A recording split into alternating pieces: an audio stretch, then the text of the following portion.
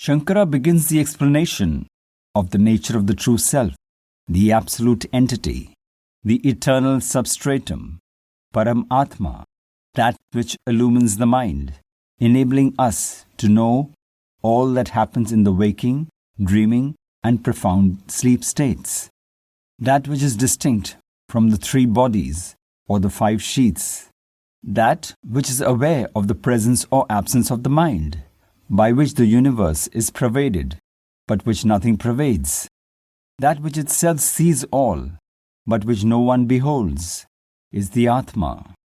The question remains that if I am not the body, mind and intellect, then what is my true nature, realizing which freedom from bondage and liberation is attained? Shankara explains the nature of the true self, Atma, as Sat Chit Ananda. Sat means existence, that which has always existed, that which can never become non-existent, because existence is its nature, its swabhava. It is neither born nor does it die. It does not cease to exist even after the physical form is destroyed. It neither grows nor decays, nor does it change. Sat is none other than Atma, your true self, and anything existing outside of the self is borrowed existence or illusory existence. This implies that the self alone exists, or only I am exists. All else that we see is a dream that ceases to exist as soon as we wake up.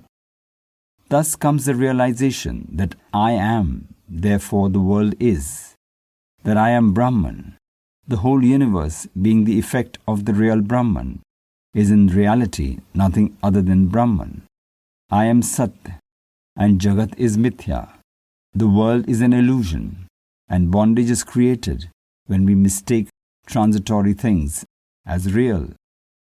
While meditating, a seeker should feel that existence within, and then superimpose all the Vedantic descriptions of Atma, that I am Brahman, that I am pure, I am eternal, I am unchanging, I am the essence of all bliss. When you practice this meditation over and over again, you will feel your existence not as a jiva, but as the existence of God, the existence of Brahman. When you continuously meditate on this over a period of time, you start experiencing the properties of Brahman. Your thoughts are replaced by I am Brahman. You start realizing your true self, the knowledge absolute.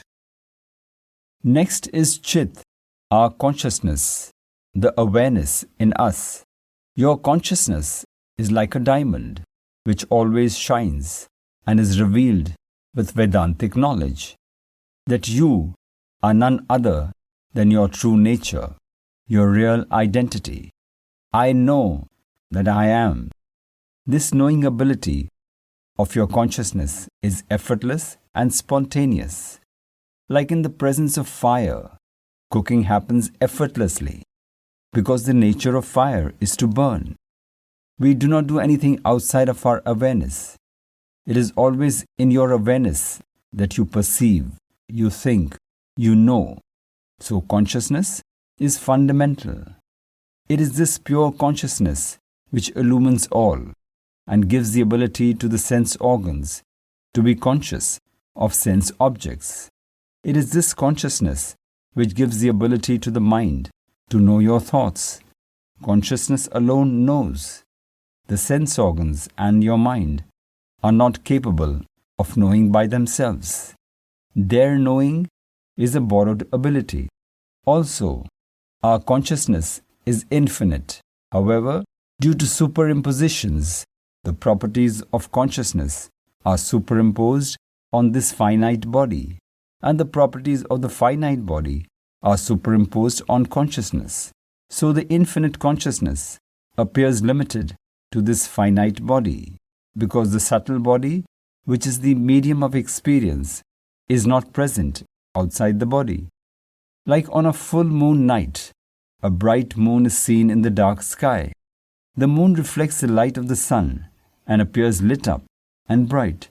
But although the sun's light is present everywhere, in the absence of a reflective surface, the sky remains dark.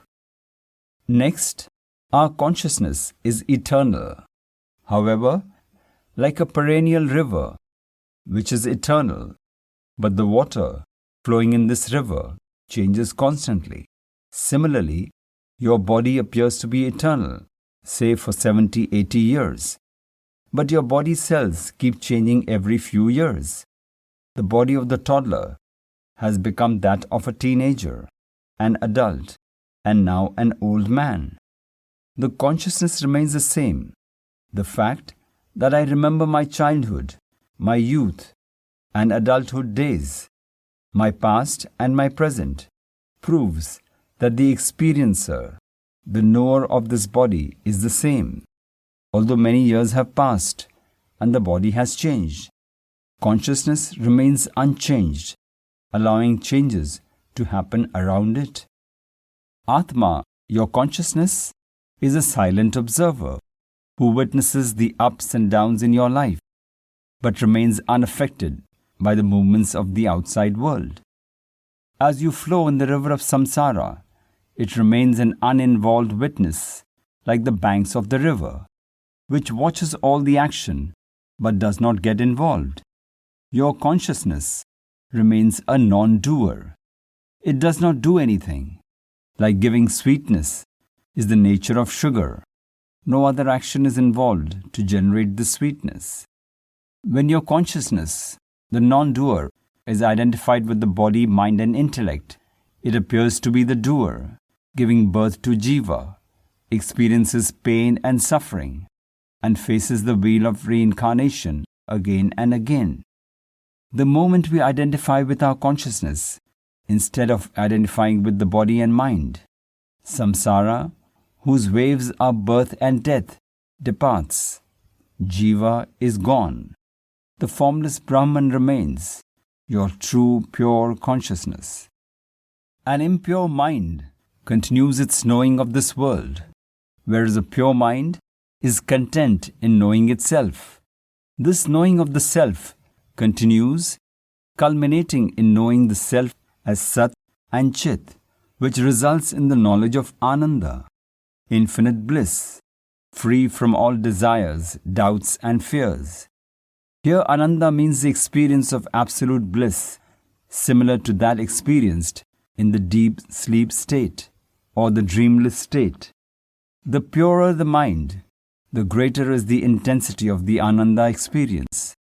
In this state, the devotee experiences total peace, everlasting pleasure, and celestial bliss. That is the nature of your true self, Sat Chit Anand.